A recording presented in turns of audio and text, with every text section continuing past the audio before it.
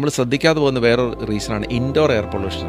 വീട്ടിനകത്ത് ഈ കുക്കിംഗ് വന്നു കഴിഞ്ഞിട്ട് പല സമയത്തും എയർ സർക്കുലേഷൻ ഈ കിച്ചണകത്ത് കാര്യമായിട്ടില്ലെങ്കിൽ അവിടെ ഉണ്ടാകുന്ന കാർബൺ ഡയോക്സൈഡ് എല്ലാം അവിടെ തന്നെ കെട്ടി നിൽക്കും.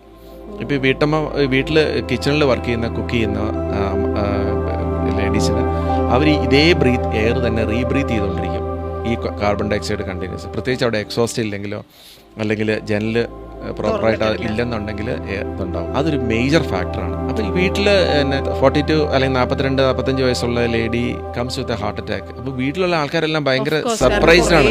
ഇത് എന്താ സംഭവിച്ചിരിക്കുന്നത് വെച്ചാൽ അവർക്ക് പിടിയിട്ടില്ല. ഇത് എന്താ ഡോക്ടറെ ഇങ്ങനെ സംഭവിക്കണമെന്ന് ചോദിക്കും. ഇങ്ങനെയുള്ള നമ്മൾ ചോദിച്ചു ചെല്ലുമ്പോൾ മനസ്സിലാവും ഇങ്ങനത്തെ ചെറിയ റീസൺസ് ഉണ്ട്. ആക്ച്വലി കുക്ക് ചെയ്യുന്ന സമയത്ത് വീട്ടിലെ എക്സോസ്റ്റും ഇഫ് പോസിബിൾ വിൻഡോസും ഡോർസും ഒക്കെ എല്ലാം ഓപ്പൺ ആയിരിക്കണം. എയർ സർക്കുലേഷൻ ഭയങ്കരമായിട്ട്, കാരണം ഇൻഡോർ എയർ പൊല്യൂഷൻ ഭയങ്കര ഫാക്ടറാണ്. ഇതൊരു ശരിക്കും പറഞ്ഞാൽ ഒരു സിഗരറ്റ് വലിക്കണ ഇക്വലൻ്റാണ്. കാരണം അത് ആ എയർ അവിടെ തന്നെ തങ്ങി നിൽക്കുക.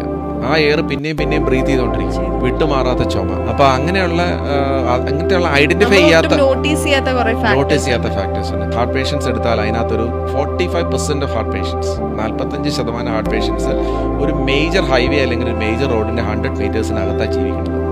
20% of total death in the world